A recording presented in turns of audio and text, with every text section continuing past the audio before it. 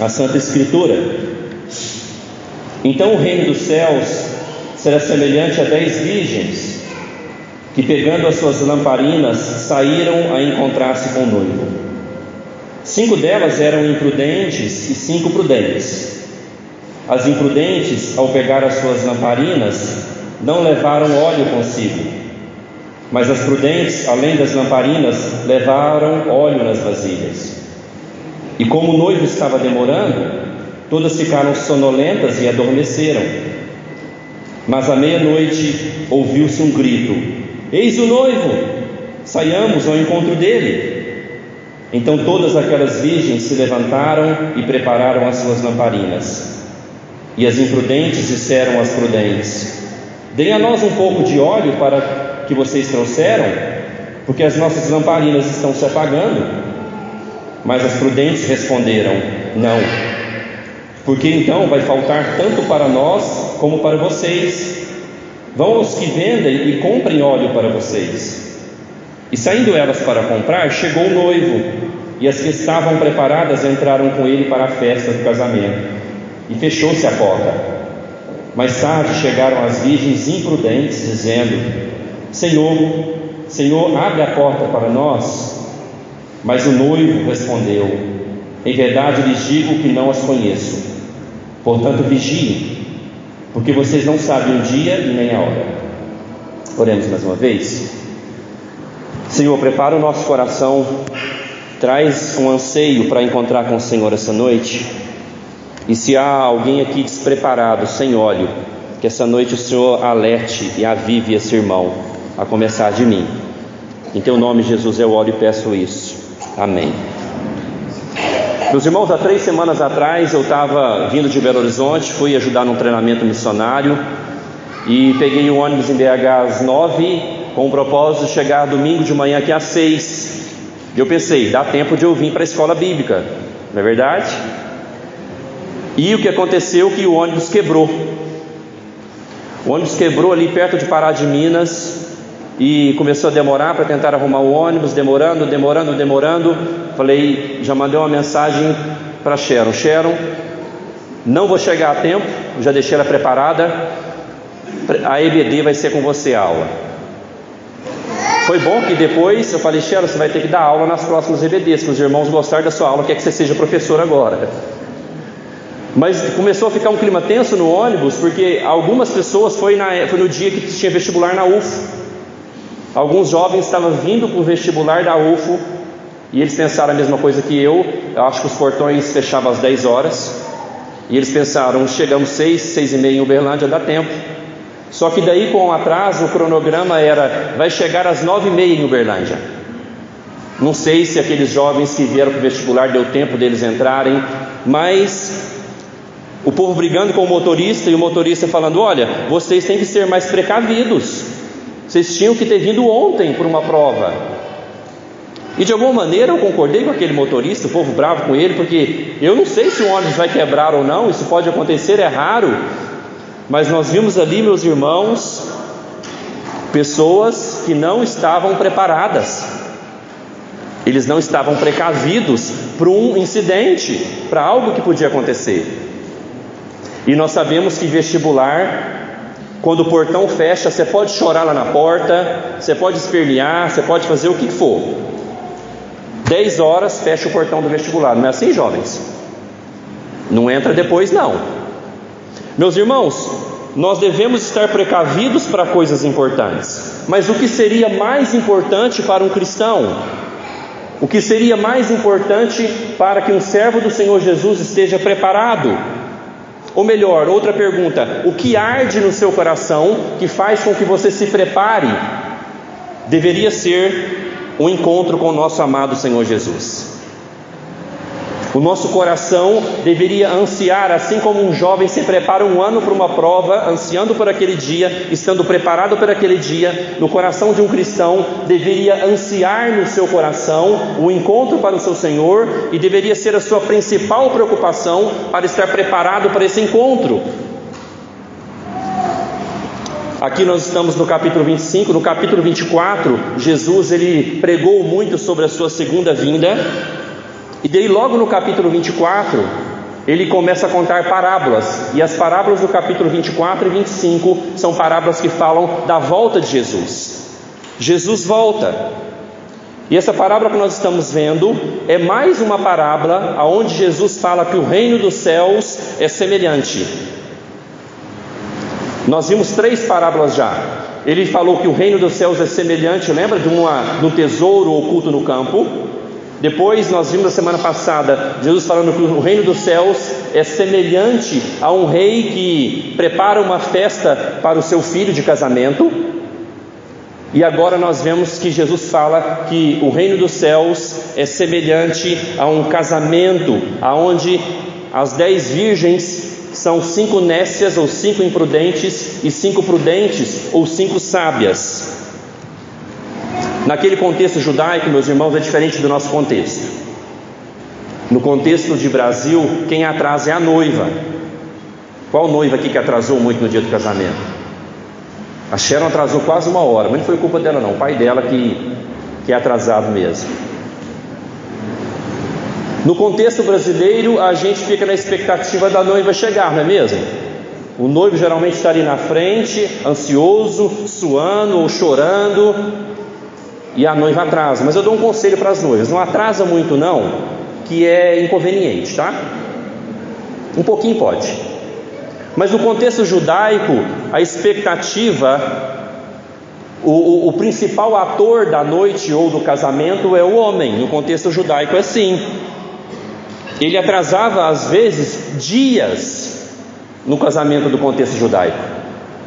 E daí nós vemos aqui a figura de 10 moças, que é chamada de 10 virgens, mostrando a pureza delas, mas elas eram uma figura de madrinhas.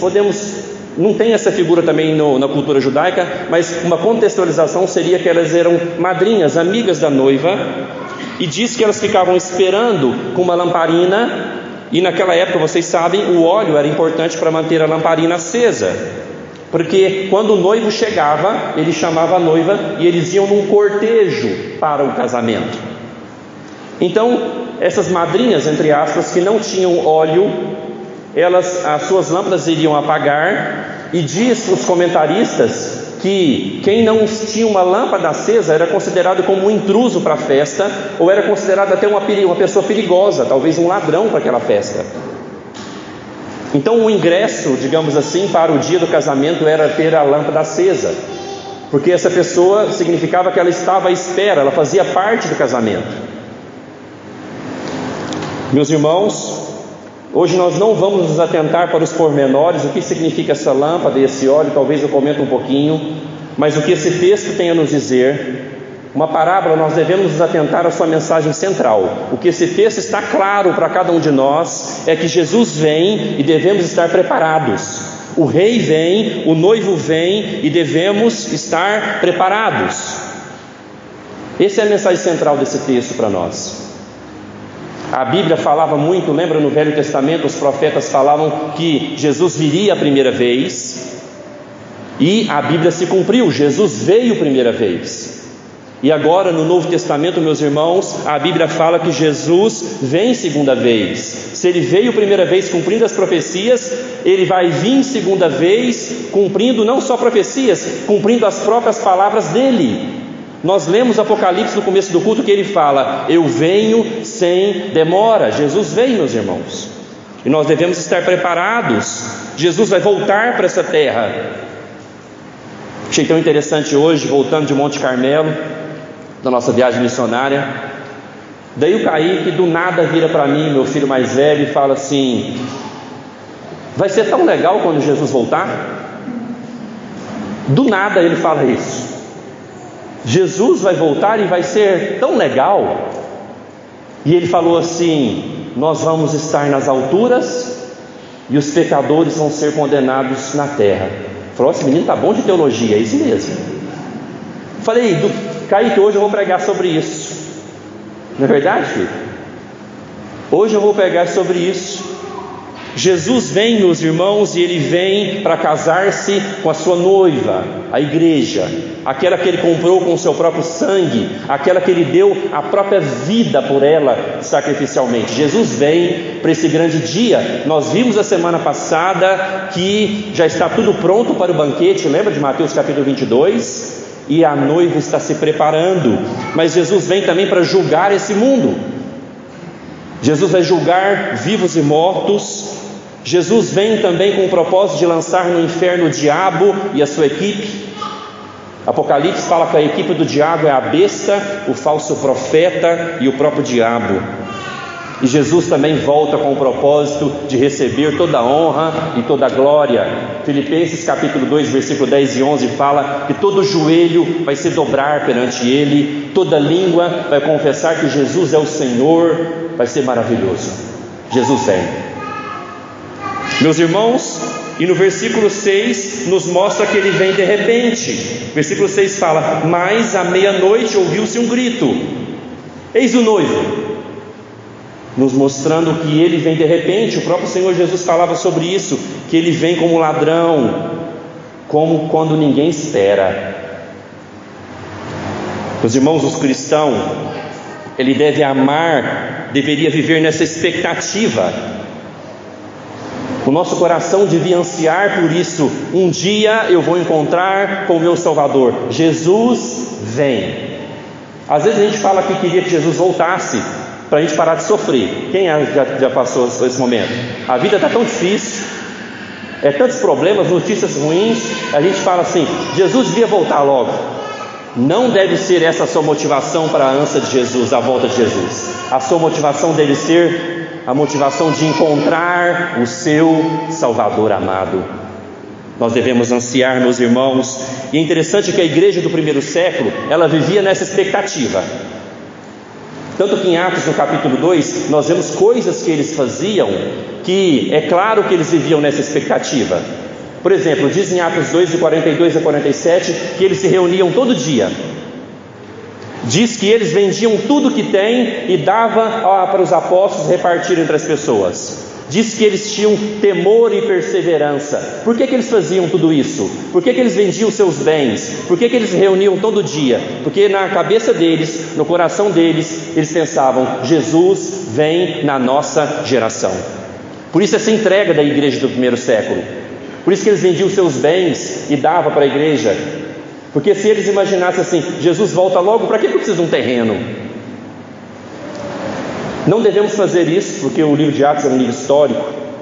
Mas a mesma motivação e a mesma expectativa no nosso coração deve ser a mesma. Jesus vem e nós vamos encontrar com o nosso Salvador. Meus irmãos, você pensa nisso? Você está preocupado com isso? Você anseia pelo retorno de Jesus? Imagina se nós vivêssemos com essa realidade. Você estaria satisfeito se Jesus voltasse amanhã? Mas você pensa assim: os jovens aqui, alguns solteiros, ainda não casei. Os casais aqui que têm alguns projetos, ainda não realizei aquele projeto. Você ficaria chateado se fosse amanhã e os seus projetos, os seus planos terrenos não desse tempo de você realizar? Você anseia por Jesus mais do que os seus próprios interesses. Você anseia pela glória de Deus mais do que a sua própria glória terrena. Nosso coração devia ansiar por isso. No capítulo 24 nos dá uma dica que, se fosse possível, se nós pudéssemos apressar a vinda de Jesus. Capítulo 24, versículo 14 diz o seguinte: volta um capítulo. De alguma maneira esse texto nos mostra que, de alguma maneira, podemos apressar a vinda de Jesus. Mateus 24, 14 diz o seguinte: E será pregado este evangelho do reino por todo o mundo, para testemunho a todas as nações. Então virá o fim. Se há alguma maneira da gente apressar, entre aspas, porque nós vamos ver que no relógio de Deus não tem nada atrasado, não tem nada adiantado, mas o evangelho vai ser pregado a todas as nações. Todos os povos vão ouvir porque a noiva de Jesus ela é muito universal, ela tem gente de todos os povos. Por isso depois vocês vão ouvir aqui a importância da gente fazer o curso Perspectivas, porque Deus é um Deus de pessoas de todos os povos. Meus irmãos, vejam em Apocalipse 22:17, que eu falei no começo do culto, que é uma parceria entre o Espírito Santo e a igreja. Apocalipse 22:17 diz que eles se juntam para falar: vem, Senhor Jesus. Está ali? Olha ali que bonito, o Espírito e a noiva dizem: vem. Aquele que ouve, você, eu agora, diga: vem. E aquele que tem sede, quem quiser, receba de graça da água da vida. Ou seja, ainda dá tempo para que os incrédulos creiam, ainda dá tempo para que as noivas imprudentes se preparem, ainda dá tempo que aqueles que não se entregaram para Jesus creiam e se entreguem. Ainda tem tempo para você pregar o Evangelho para os perdidos, ainda tem tempo de você preparar a sua vida, porque o Senhor Jesus vem. E daí no versículo 20 ele responde, põe o 20, Henrique. Aquele que dá testemunho dessas coisas diz: certamente venho sem demora. E a gente responde: amém, vem, Senhor Jesus. Jesus, quando ouve o clamor da igreja, quando ouve o Espírito Santo movendo a igreja para chamá-lo, ele responde: eu vou encontrar vocês. É o desejo do noivo, é o desejo do amado da nossa alma, encontrar com o seu povo. Eu quero isso logo. Não porque eu estou cheio de problemas, porque para poder encontrar com o meu Salvador. Meus irmãos, a vida da igreja e do cristão é esperar o noivo. Nós vivemos uma vida de espera. Pode parecer demorado. No versículo 5 diz que o noivo estava demorando, então elas começaram a ficar sonolentas e dormiram. Já era meia-noite, né? Passou 9, 10. Olha, talvez ele não venha hoje não, vamos dormir?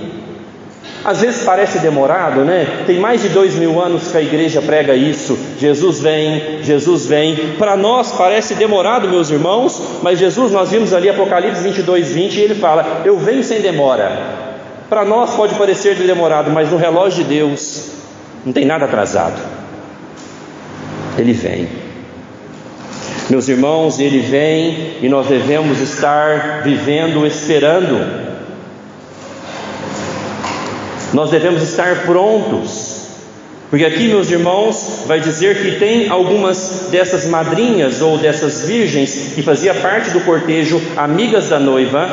Diz que elas tinham lâmpada e óleo suficiente para acompanhar o cortejo. Elas estavam preparadas, elas tinham lâmpadas. E além das lâmpadas, ela tinha o óleo suficiente para a sua lâmpada continuar acesa durante o cortejo. Alguns comentaristas, eu não quero me atentar aos pormenores, mas vai dizer que a lâmpada é a palavra de Deus, o óleo seria o Espírito. Eu acho bem coerente isso. Alguns outros dizem que a lâmpada seria o Espírito e o óleo seria as obras do crente. Não quero me atentar aos pormenores. Talvez você fique com a lâmpada sendo a palavra e o óleo sendo o Espírito Santo. Mas o que é importante nós sabermos, meus irmãos, é que ter o óleo é ter um relacionamento vivo com Deus e um relacionamento de serviço a Deus. Ter o óleo, estar preparado, é ter um relacionamento vivo com o Senhor e ter uma vida de serviço cristão. Tanto que a parábola da semana que vem, aquela parábola dos talentos, mostra que enquanto nós esperamos o noivo, nós estamos trabalhando para o reino do noivo. Aguarde a semana que vem a parábola dos talentos. Mas, meus irmãos, o versículo 7 nos mostra que algumas são prudentes. Olha o versículo 7. Então todas aquelas virgens se levantaram e se prepararam as suas lâmpadas. E algumas são prudentes. Em outra versão fala que algumas são sábias. Ou seja, pessoas que, além de ansiar pelo retorno de Jesus, elas vivem se preparando para esse retorno. O que seria isso? Pessoas que têm intimidade com a palavra de Deus, pessoas que têm temor a Deus e uma busca por santidade contínua. Nós lemos Apocalipse 22, falando: aquele que é santo continue a santificar-se, aquele que é limpo continue-se a limpar-se. Ter o óleo, meus irmãos, então é ter intimidade com Deus, é ter intimidade com a palavra de Deus, é ter uma vida de santificação contínua. Também ter o óleo é uma vida de congregação, participar dos meios de graça. Quem diz que é crente, que é cristão e não participa da igreja é uma pessoa imprudente, porque é na igreja que tem os meios de graça, é na igreja que nós recebemos a palavra, é na igreja que nós participamos da ceia, é na igreja que nós temos comunhão, é na igreja que nós temos a disciplina do conselho da igreja. Estar fora da igreja é ser uma pessoa imprudente, não ter comunhão com Deus por meio da palavra, não ler a Bíblia, não buscar conhecer a palavra de Deus, não buscar uma vida de santificação, é ser imprudente. Isso seria ter o óleo, é ter uma vida com Deus, é ter uma vida de serviço cristão, uma vida onde você oferece a sua vida para servir a Deus. Então as meninas prudentes, podemos dizer que é um cristão verdadeiro, um cristão verdadeiro, um cristão que vive a palavra, um cristão que vive em comunhão com Deus. Mas vamos falar das imprudentes um pouco. Versículo 8 diz que está faltando óleo para elas. É interessante que elas vão pedir emprestado. Elas vão pedir emprestado, mas daí as meninas falam: olha, se a gente emprestar para vocês, vai faltar para nós e vai faltar para vocês. E daí elas pegam: olha, vocês têm que comprar óleo. Irmãos, o que isso quer dizer? Não tem como pedir emprestado vida com Deus. Santificação e vida com Deus não tem como eu transferir para outra pessoa. Não tem como piedade você passar para outra pessoa. É igual um pai com um filho. Não tem como um filho ser salvo porque o pai é crente. Não tem como um marido ser salvo porque a esposa é crente. Não tem como um pai ser salvo porque o filho é crente. Não tem como emprestar para o outro piedade e relacionamento com Deus. A salvação é você e Deus. Não tem como eu passar graça, boas obras para você. É a sua vida individual. Então, meus irmãos, elas vão comprar óleo, elas vão tentar se preparar, mas o Senhor Jesus conta nessa parábola que um dia a porta fecha. Um dia a porta fecha, e daí não tem mais tempo de você se preparar quando a porta fecha, quando Jesus volta. Então o dia para se arrepender, o dia para santificar-se, o dia para tomar uma posição diante de Deus é hoje, porque um dia a porta fecha.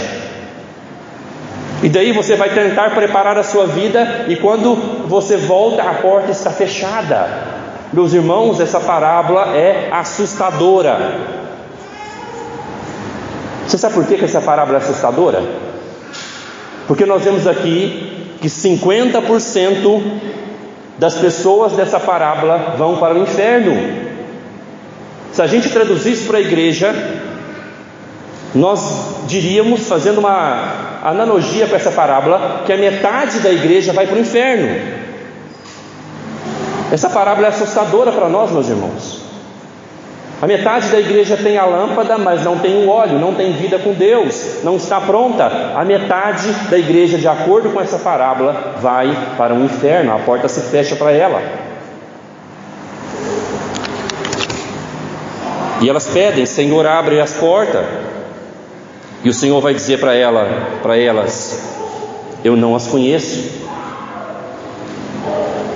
Pensando nisso, pensei tanto que nesse mundo nós desejamos ser reconhecidos. A gente quer ser reconhecido, a gente quer ser bom no que a gente faz, a gente quer ter dinheiro, a gente quer que as pessoas nos conheçam. Mas vejam, meus irmãos, que nessa parábola o importante é Jesus nos conhecer. Não importa se nós não somos conhecidos, o que importa é se Jesus nos conhece e Ele possa dizer para nós: vinde, benditos do meu Pai. Porque é para que essas pessoas que são falsos crentes, essas pessoas que não têm vida com Deus, Jesus falará para elas: eu não vos conheço. Veja, meus irmãos, mais uma vez, como a semana passada, a gente vê a igreja no coletivo como nós juntos somos a noiva, mas no individual nós somos aqui as amigas da noiva. A igreja casa com o Senhor Jesus, mas eu e você, cada cristão, temos a nossa responsabilidade de nos prepararmos diante de Deus para esse encontro. Mas o que torna alguém imprudente? Em algumas versões, tolos. Não dar crédito à palavra de Deus. Não acreditar na palavra de Deus. Jesus fala no capítulo 24 que vai voltar. Jesus conta parábolas no capítulo 24 e 25 que vai voltar. Os imprudentes não dão crédito à palavra de Deus. Eles continuam as suas vidas, continua trabalhando, continua casando, continua cuidando da sua vida e não dar crédito, não acredita que Jesus vai voltar. Olha no capítulo 24, no versículo 36, Jesus ele dá mais detalhes como vai ser. Capítulo 24, versículo 36.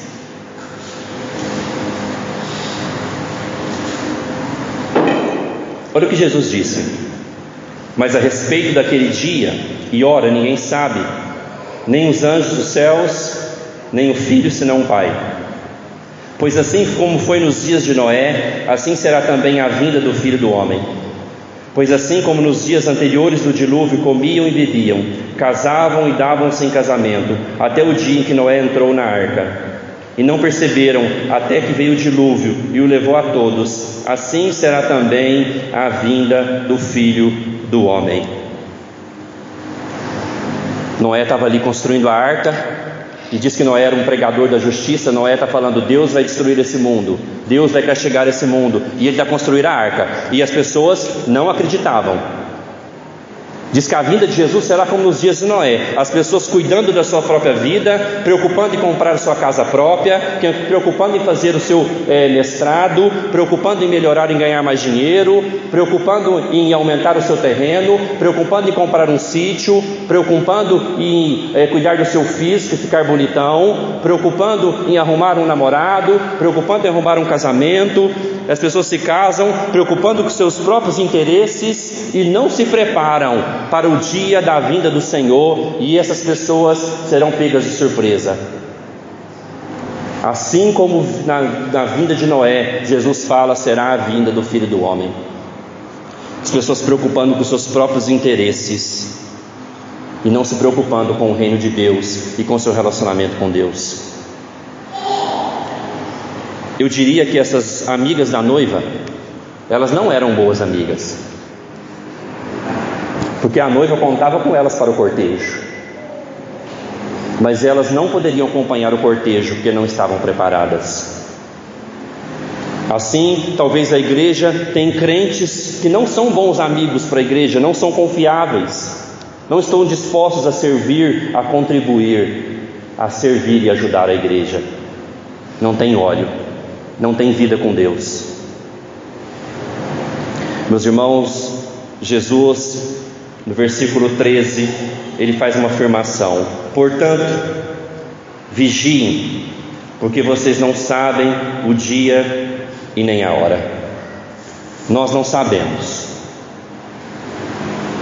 Pode ser na nossa geração, Kaique pode realizar o desejo dele de morrer antes de ver Jesus vindo. Pode ser na nossa geração. Pode ser na nossa geração. Jesus ele dá várias advertências. Ele vai falar vigiem no capítulo 24 e 25 várias vezes. Meus irmãos, Jesus não está falando isso à toa. Jesus não falaria uma coisa repetidas vezes à toa. Ele fala isso no capítulo 24, versículo 42, no capítulo 24, versículo 50, e no capítulo 24, versículo 13, ele fala o seguinte: aquele, porém, que ficar firme até o fim, esse será salvo. Em outras versões, aquele que perseverar até o fim, esse será salvo. Meus irmãos, não descansem na doutrina da nossa igreja que fala que os santos vão perseverar. Nós devemos descansar nessa verdade trabalhando.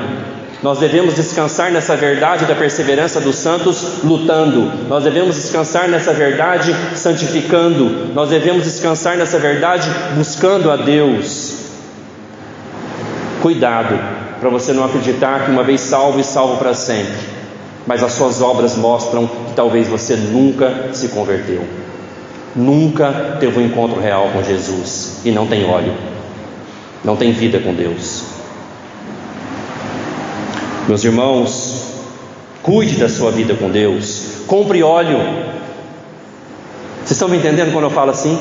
Compre óleo, tem tempo, é agora o horário, o dia da gente comprar óleo, cuidar da nossa vida com Deus. Cuide da sua família. Jesus disse no capítulo 24, versículo 43, ele fala: porém considere isto, se o pai de família soubesse a hora que viria o ladrão, vigiaria e não deixaria que a sua casa fosse arrombada. Pai de família, preocupe-se com o óleo da sua casa. Pai de família, preocupe-se com o óleo dos seus filhos. Nós estamos preocupados se os nossos filhos vão ser ricos, mas a maior riqueza é eles terem vida com Deus. E essa é uma responsabilidade do pai de família. Cuidar para que na sua casa tenha o óleo. Jovens que não são casados, preocupe-se com o óleo da sua vida, da sua relação com Deus. Você não vai estar pronto para encontrar com Jesus com festinha gospel. Você não vai estar pronto com Jesus com entretenimento. Jovens, vocês estarão prontos para encontrar com Jesus com vida de oração e jejum, vida de conhecimento da palavra, vida de serviço cristão, vida de busca a Deus e consagração. Festinha gospel não vai te dar óleo. Casais, vir à igreja uma vez por semana, num domingo, não é o óleo suficiente. Você precisa ter uma vida diária com Deus, uma vida de santificação e busca diária com Deus. Não espere para que seja tarde o dia de você se preparar. Meus irmãos, Jesus vai vir. Ele comprou a sua noiva. Ele viveu perfeitamente, Ele morreu e com seu sangue Ele nos comprou. Ele ressuscitou e quem crer nele é noivo, é noiva de Jesus. Mas individualmente nós somos as madrinhas. A vida da igreja agora, a nossa vida, o nosso maior anseio é nos preparar para encontrar com o nosso Salvador. Isso deve motivar o nosso coração a acordar todo dia. Eu vou encontrar com Jesus. Eu preciso me santificar, eu preciso me preparar, eu vou encontrar com Ele. Nesse texto, Jesus deixa claro que há dois lugares, há dois destinos, meus irmãos. E hoje a pergunta que não posso deixar de fazer: você é prudente ou imprudente? Você é sábio ou você é tola?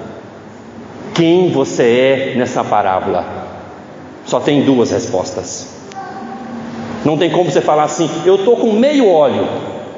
Ou você é prudente ou você é imprudente. Se você tem óleo reservado para Jesus voltasse hoje, como estaria a sua lamparina acesa hoje? Você teria óleo hoje se Jesus voltasse hoje para o cortejo? Se nós formos medir, meus irmãos, às vezes pelo nosso interesse pela palavra, pelo nosso interesse pela missão, eu temo dizer que, de acordo com essa parábola, metade da igreja vai para o inferno. Essa parábola nos mostra 50% fora.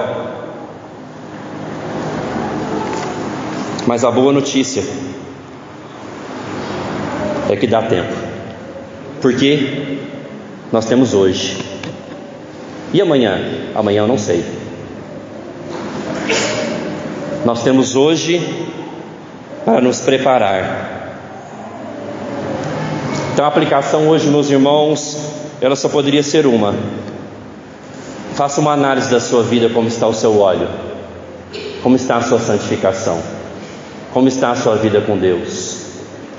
Se você não tem óleo, arrependa-se e compre hoje óleo. Arrependa-se e compre hoje óleo. Porque Jesus vem. Oramos.